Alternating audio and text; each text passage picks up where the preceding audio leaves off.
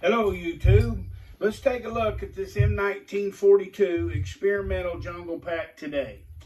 This is the front of it. Here's the side. Here's the back, right here. Backpack straps. Catch the cartridge belt. A hanger right here for the bayonet. Right here, shovel attachment. Missing a little eyelet there. But okay, let's start off with this baby. This right here is the experimental version of this pack right here.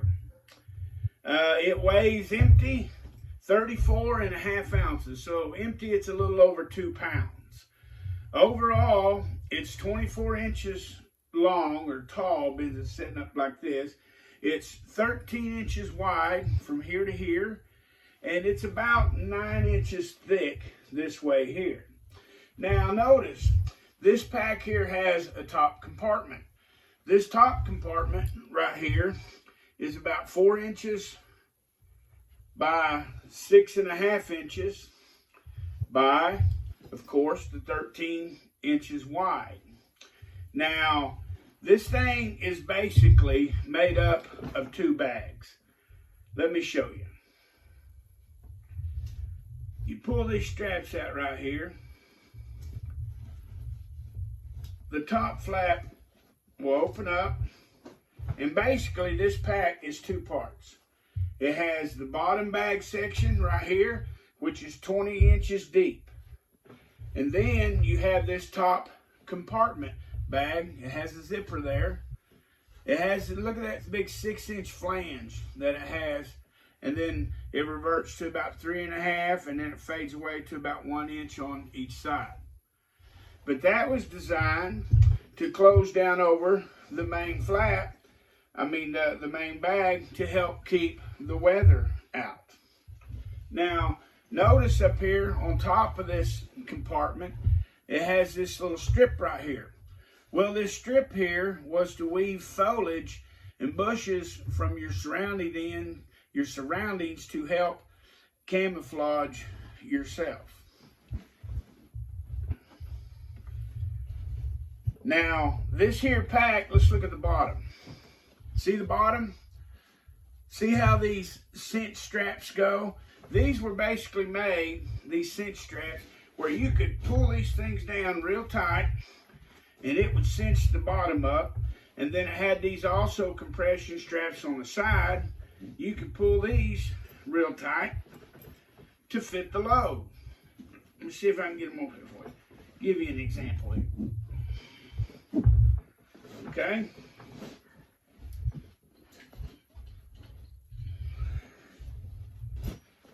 See, and then you just hook these back into the straps and the pack got smaller.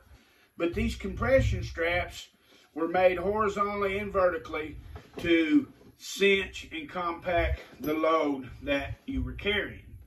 Now, I know it's hard to see in this video. I'm trying to figure out how the best way to show these bigger packs to you. And this is my first try at it. So if this doesn't work out too good, I'll try to figure out something else. If you got any suggestions, you might want to let me know. But anyway, let's look at the back. You had the backpack straps back here. You got these that reach down to hit the cartridge belt. These pick up the cartridge belt right here. These are just mere canvas. No padding, no cushion, no nothing. I've seen pictures of World War II soldiers that actually had towels wrapped around there. Also, I've seen that pictures from Vietnam, but they were doing it in World War II on these old things here. But anyway, I want to show you something that's pretty cool about this pack. First of all, the bottom bag was just cinched down. And then we'll get into the shortcomings of this pack. Let me yank this stuffing out of here, this pillow. Okay. Now what I want to show you about this pack is hopefully you can see it here. This pack was designed to be folded up underneath here. You just kind of take this and kind of close that down a little. Fold this thing up under here. Unhook the backpack straps from these D-rings. See right here on the bottom it had D-rings. And you fold this baby up in here like that. Hook them belt straps to this little loop so they don't flop out on the back and hurt your back when you're carrying this thing. But this was designed to fold up in there just like that. And then the backpacks straps would hook back into the flap just like this. And now what you had was you had a small backpack right here that could be carried forward, just the essentials. Now this is no accident. This is how this pack was designed to do. Now, did they use that feature on the pack very much? I do not know. But anyway, it's got the zipper compartment up here. Let me unhook this and we'll go into the shortcomings of this pack. Okay, some of the shortcomings of this pack. First of all, on the front it had some all over it. See these compression straps here that run horizontally on the pack? It had two compression straps. They're too high. They should have been lower. One should have been about here and then one about here to equalize the load. These compression straps here, which is also for the closure, notice they were to run through these loops right here. And then they were to go up in to the buckles. But notice, the straps and the buckles are out of alignment. So that was one of the flaws. Notice the bayonet holder, the M-1910 type hanger for the bayonet, and then the little loop for the sheath of the bayonet is sewed in the wrong location also. Now, and also this compartment bag was too small. The soldiers complained of the shoulder straps being way very uncomfortable. See these little straps here? They wasn't long enough to reach the cartridge belt. Same thing with these. They were too short on this 1942 version. These two hooks right here, the hooks were on the wrong direction. They should have been over like this way. And anyway, so what they did was they made a new model of this, which is the M-1943 jungle pack.